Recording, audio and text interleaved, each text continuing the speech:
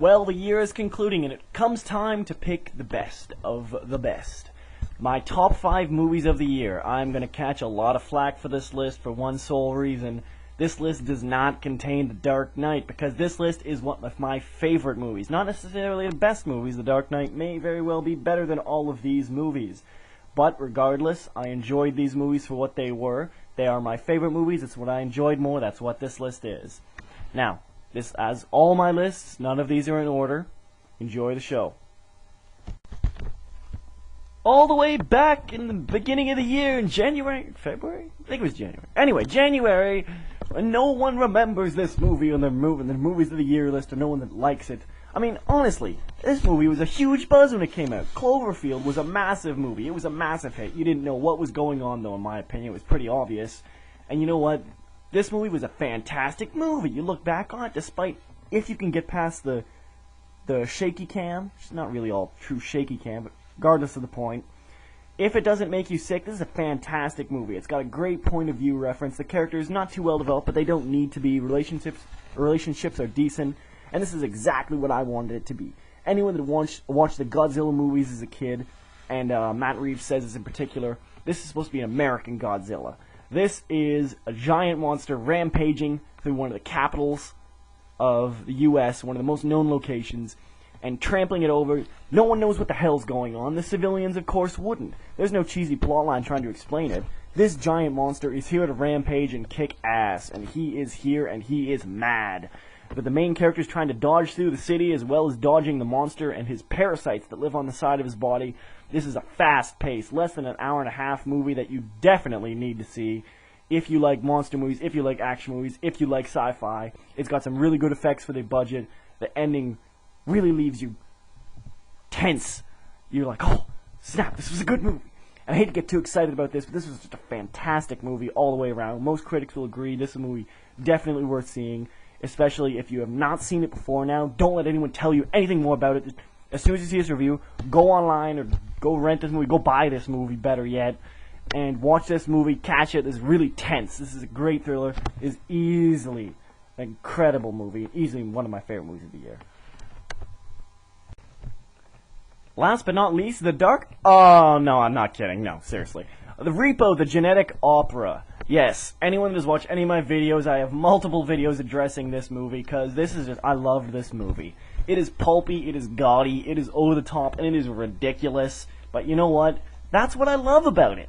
It's got incredible amounts of violence, a really intense tone of sexuality to it. It's got some over-the-top hilarious acting. People say, oh, the characters are 2D. This is a musical anyway. You don't get good characters in a musical. Regardless, even then, it really fits the tone. This is a science fiction B-movie turned into an opera/musical. This is what you want to see if you ever thought to yourself, hey, you know, Sweeney Todd's good. I'd like to go a little farther. This is just that. I love musicals. This is one of my new favorite musicals. This stands right up there with the top bit of them. You know, honestly, a lot of people say they don't like the voices. I thought they suited them perfectly. Pavi Largo's voice was hilarious to listen to. Everyone's voice was quite good. There's a couple that falter maybe on a couple notes, but I think that only endears you to the characters that the singing isn't perfect. If the singing was too perfect, it would make the future seem more perfect, which it is obviously not in this story. With an original storyline, some really good effects for this budget. Wow. Some catchy tunes, and a really just weird originality to it. You don't see nowadays anymore, which this is a great, great movie. If you like musicals, you check it out. Even if you don't, you still may like it. Maybe not, but still. WALL-E. I know I totally can't do that, but WALL-E, come on, Pixar. Come on, how can you go wrong? Pixar has been making great animated movies for so many years now, I've lost count of all the greatest ones. This, however, is probably one of my favorites of all of them, maybe next to Monsters, Inc., and maybe a little before The Incredibles. That was just fantastic. But this is a really good movie. It's got incredible animation. Some people say it's a little childish, but you know what? I think it's not that childish at all. I don't think you can expect a child to almost sit through the first part of the movie, which is almost entirely without dialogue, though it does have many sight gags bound. I don't think that is childish, and nor do I think that that should be a demerit in the movie. I think that really endeared you to the character. WALL-E is an adorable character, obviously made for merchandising, but at the same time, you can relate to him, you know? Everyone wants to find love. Anyway, it's got some really cute. It's a really cute movie. It's got a lot of really neat bits to it. However, I will say it's kind of a dark movie. You think about it. Most of humanity is like dead and moved up, and turned into fat slugs in space, and the entire Earth's being ravaged by like toxic sandstorms. Like, wow, how did this pitch work? Apparently, they tried to get this running for quite a while, but didn't manage to do it because Disney didn't want to, and I can understand why. It's a pretty odd story without having seeing it. But regardless, it turned out for the better. There's some great characterization despite almost no dialogue. The human bits, the characters may fall a little flat, but the music is great, down to earth. Really helps you with that. And frankly, it's just a really funny movie, a really endearing movie, and it's a smart movie. It's an interesting extrapolation. If anything, science fiction is an extrapolation of current technologies and manufacturing of ideas. And this is just that. This is just that. And it's one of the best Pixar movies. I won't go on anymore because I'm running a little long, but regardless, this is one of the best Pixar movies, even if you don't like the trailer. The trailer does not do it justice. Go out and see it.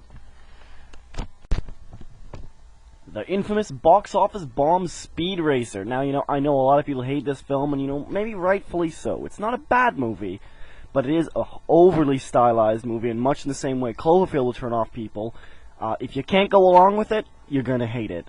This movie, the story is not great. I do admire the attempt to try and update the story and try and thicken it out a little. Perhaps the movie runs a bit too long in that respect, but regardless, the action in this movie is fantastic. This is not a deep movie, but this is one of those movies you watch just to have fun, much along the same lines of Starship Troopers 3, although this is better made than Starship Troopers 3. But regardless, the CG in this is absolutely astounding. Apparently, most of the budget was used to actually develop new technologies just to use for Speed Racer. And it's extremely psychedelic, will really remind you of some of the crazy things, the wacky races in Speed Racer, of course. Characters not too well developed, but they're fun. They're fun archetypes, and they're fun to work with. There is not as much racing as one might expect. There are mainly 3 big races, which do comprise large portions of the movie, but kind of has a little of a Matrix Reloaded syndrome when people sit down and give a speech, and nothing's really happening. But regardless, this is still a really fun movie. I particularly love the updating of the theme song at the end. But if you do like Speed Racer, if you want a good live action anime adaptation, this is definitely one to check out. The acting is pretty good, but it is just a lot of fun. Maybe aimed at a slightly younger audience, but so is the show. So you know what? What's the deal? Why is this movie not succeeding? It may be a little long, and it may be aimed towards the kids. It may be too colorful when looking at commercials. People may not think they like it. They're too mature for it. But you know what? Screw them. I love Speed Racer. It was a really pleasant surprise. I went to see it in the theater, and I'm certainly glad I did. But regardless, check this out on video. First up is Starship Troopers 3 Marauder. Please don't turn off the video. I am not saying this is one of the best movies of the year. This is one of the movies I enjoyed most. I fully acknowledge that this is a cheesy, cheap, direct-to-video sequel. But, especially in comparison to the god-awful Starship Troopers 2 Hero of the Federation, Marauder comes as an extremely pleasant surprise, though it is extremely cheesy and not really at all serious, though it does have pretensions to such. This is a really fun movie. If you like the first Starship Troopers, you definitely need to check this out. Don't be scared off by 2 and its shittiness. This is a movie you'll want to see. I bought the trilogy on Blu-ray hoping that it would be good, and I was not disappointed. The CG is not very good, the characters aren't really well defined, and the story is really just another excuse to blow up more bugs. But you know what? This was a lot of fun. They got the big bug scenes back, and they got some cool weaponry, they have some neat new bug designs, and a particularly hilarious bit involving a singing Sky Marshal. Yes, this is definitely a Starship Troopers movie, but at the same time, you know what? This is a movie you really should see if you like the series. If you like action or B sci-fi movies, this is a great one to check out. It carries on the Starship Troopers name. I hope it does well enough on video to warrant a 4th one, although I'd be perfectly happy if it ended here.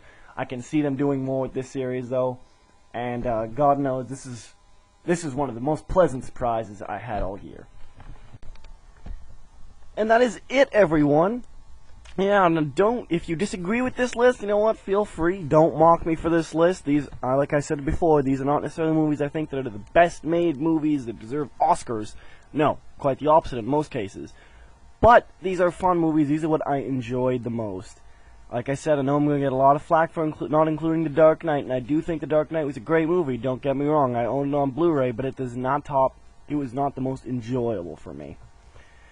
If you have your own lists of movies, feel free to post them, say any movies that you liked that I did not mention, or feel free to agree with me, disagree with me. But yeah, hope you enjoyed the video. This was 2008, and I think it was a pretty good year for movies, to be honest.